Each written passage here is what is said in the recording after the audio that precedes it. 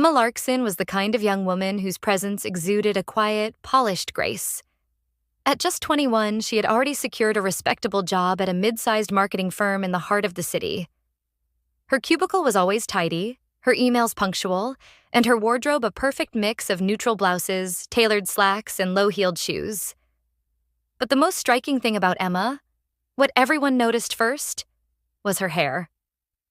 It cascaded down her back in flowing waves of copper and red, kissed with a natural curl that made it shimmer under fluorescent lights. People complimented it all the time. Strangers on the subway, baristas, even her boss. It was beautiful, undeniably so. But what no one knew was how much Emma hated it. Lately, her mornings had turned into battles with her reflection. The once glorious waves had grown unmanageable. The curls at the ends no longer bounced. They drooped, frazzled, and split. Her brushes were full of broken strands. No matter what oils, leave-in creams, or masks she tried, nothing seemed to restore it to its former sheen. At the office, she had started tying it up in a large claw clip to keep it off her neck, but it never sat quite right. Wisps escaped and framed her face awkwardly. She found herself constantly readjusting it, running to the restroom between meetings just to tame the frizz. "I used to think your hair was perfect," said Lindsay, her desk mate, one afternoon. "But wow, mine was just like that before I went to Karma. Changed everything." "Karma?" Emma blinked. "Like, as in the salon?" Lindsay beamed. "Yes? You've heard of it?" "Only through whispers. Everyone who's gone comes back with a completely different look." "Exactly." Lindsay twirled a piece of her now sleek bob. "You just have to trust them. They're not your regular hairdressers. They help you transform."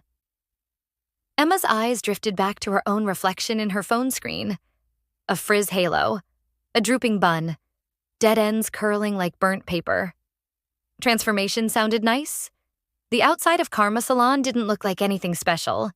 It was tucked between a bookstore and a juice bar, the front windows shaded with soft lace curtains. Inside, however, was a different world. Dimly lit but elegant, with polished wood floors and high-backed leather chairs. Soft ambient music played in the background. Emma walked in nervously, clutching her coat, the ends of her hair sticking to her neck.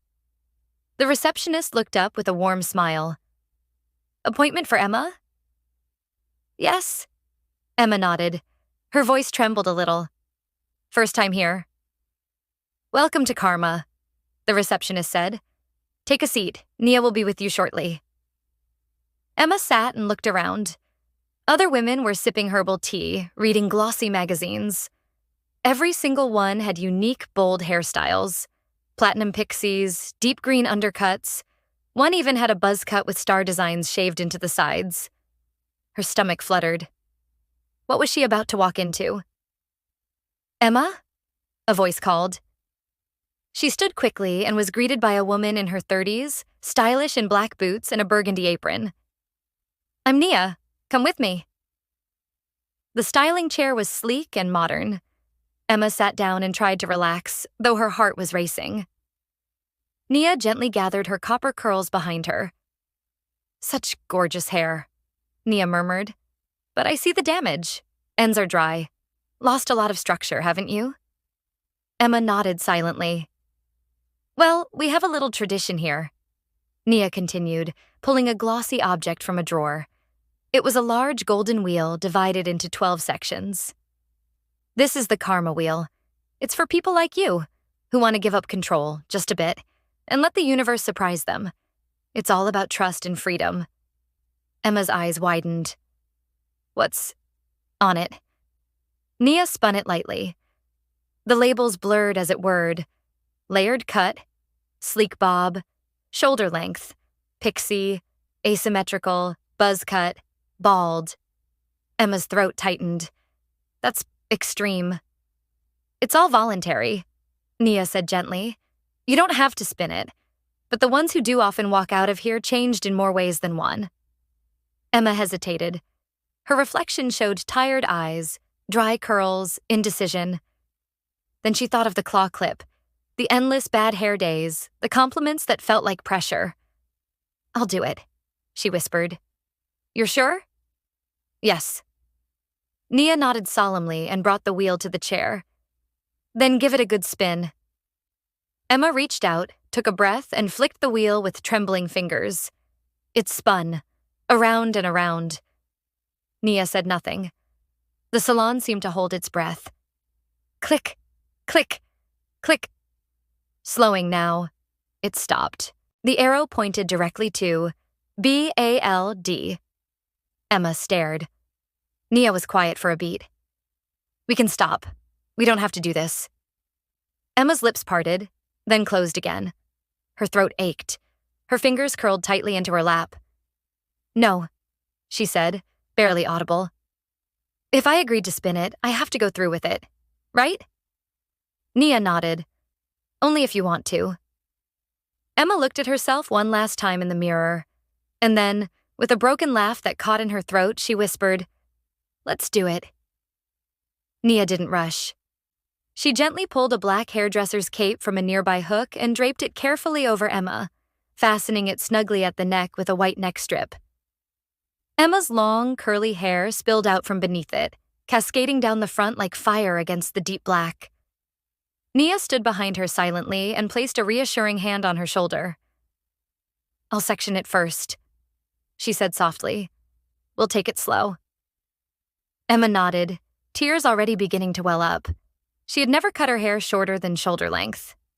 This felt like walking into a storm barefoot. With practiced ease, Nia divided the thick, wavy mass into 4 ponytails using black elastics. 2 on each side, 1 at the crown, 1 at the nape.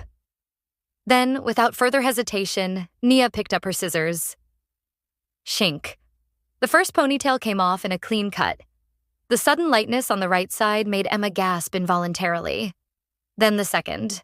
Shink. A copper curl tumbled to the floor.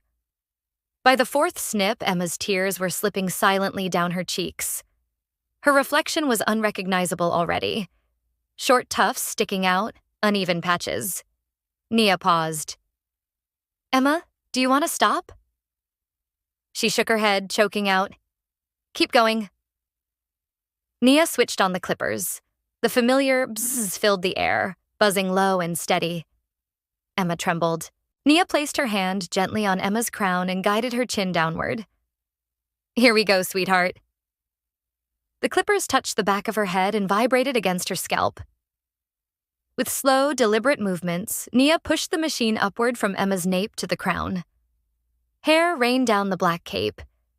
Curl after copper curl fell, rolling into Emma's lap and then onto the floor. The sound of the clippers, the weightless feeling, and the sensation of skin being exposed where hair once lay, it overwhelmed her. She cried. Not loud sobs, but deep, silent tears as Nia gently moved to the sides. Her beautiful copper waves disappeared section by section, buzzing over the ears, across the temples. Finally, the top. Thick, once glorious curls shaved down to smooth skin. The clippers moved in careful strokes, leaving behind nothing but the pale, bare scalp beneath. And then it was over. Emma sat, bald. The last loose hairs were brushed off her head. Nia used a hot towel and then shaved her head with a straight razor, smoothing the remaining stubble until Emma's scalp gleamed softly under the lights. The cape was removed, the neck strip discarded. Emma stared in silence at her reflection. She didn't recognize herself. She was completely bald. Emma barely remembered getting home. She had walked through the city streets with a wool beanie pulled tightly over her head, eyes down, moving like a ghost.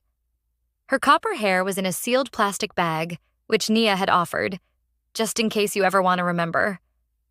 That night, she sat on her bed in silence. Her scalp tingled with every breeze that touched it. The pillow felt strange, and the mirror? She didn't dare look in it again. Her head was smooth, pale, foreign. It looked too small, too exposed. She ran her fingers over it hesitantly. The feeling was surreal. There was no resistance. No locks to tuck behind her ears, no ends to trim, just skin. Then the tears came again. Not because she regretted it, not exactly. but because something had ended. Her identity had shifted, and she hadn't yet caught up. 3 days passed. Emma called in sick. She ignored messages from coworkers. She ignored her mother's texts. She kept the blinds closed and wore hooded sweatshirts even indoors. Once, she dared to go into the bathroom and study her reflection. The baldness was absolute now. No shadow, no fuzz. Just bare, raw scalp. Her eyes looked huge in her face, like her features had been carved anew. Was she beautiful? She didn't know. She felt vulnerable, powerful, exposed, strange. In one moment, she admired her smooth, perfectly shaped head. In the next, she wanted to cover every mirror. But what scared her most wasn't the baldness itself. It was returning to the office. By the 5th day, Emma couldn't stay hidden any longer. Lindsay texted, "Are you okay?" "We're worried. Come in seriously. You'll be surprised." Surprised? What did that mean? Emma stood in front of her wardrobe for nearly an hour that morning. Finally, she chose something sleek. High-waisted slacks, a tucked-in black blouse. No accessories. She didn't want to draw attention. But then she stopped. If she covered her head with a scarf, wouldn't that draw even more attention? If she wore a wig, wouldn't she be betraying what she'd done? She walked to the mirror again and stared at her bald head. Then, with a breath that felt like diving into cold water, she applied her makeup carefully. Bold eyeliner, subtle blush, a deep red lipstick. She stepped back and looked. She didn't look broken. She looked like a woman with nothing to hide. She wore no hat. The subway ride was a gauntlet of stairs. People glanced, double-took, looked away politely. A little girl pointed once. "Mommy, she has no hair." The mother shushed her, but Emma just smiled. Each step to the office lobby felt heavier than the last. Her pulse raced as she reached the elevator. She walked in. The doors opened on the 5th floor. She stepped into familiar, carpeted hallways, passing coworkers. Silence. Then murmurs, then... Whoa. "Emma? Is that you?" Lindsay stood up so fast, her chair wheeled back and bumped the desk. "Oh, my God," Emma froze. "You look amazing," Lindsay breathed. "Seriously?" Emma asked, her voice shaking. Lindsay nodded eagerly. "It's like you're in charge of the world now. You have this energy." Others gathered. Compliments rained in. "I wish I was brave enough." "Who did it?" "That shape is perfect." "Wait, was it karma?" Emma laughed. Actually laughed and nodded. "Let's go out after work," someone said. "You have to tell us everything." That afternoon, Emma sat at her desk, freshly confident, her scalp warmed by sunlight through the window. She no longer fiddled with a claw clip. She didn't brush her hair every 15 minutes. She just was. It felt strange at first, but liberating. The weight of her hair, its beauty, its pressure, was gone. At lunch, she told her story to the others, even showing the photos Nia had taken during the process. Some gasped. Some looked on with envy. "It was terrifying," Emma admitted. "I cried. A lot. But I think I needed to." And they understood. She had gone to Karma to fix her hair. Instead, she had discovered who she was without it.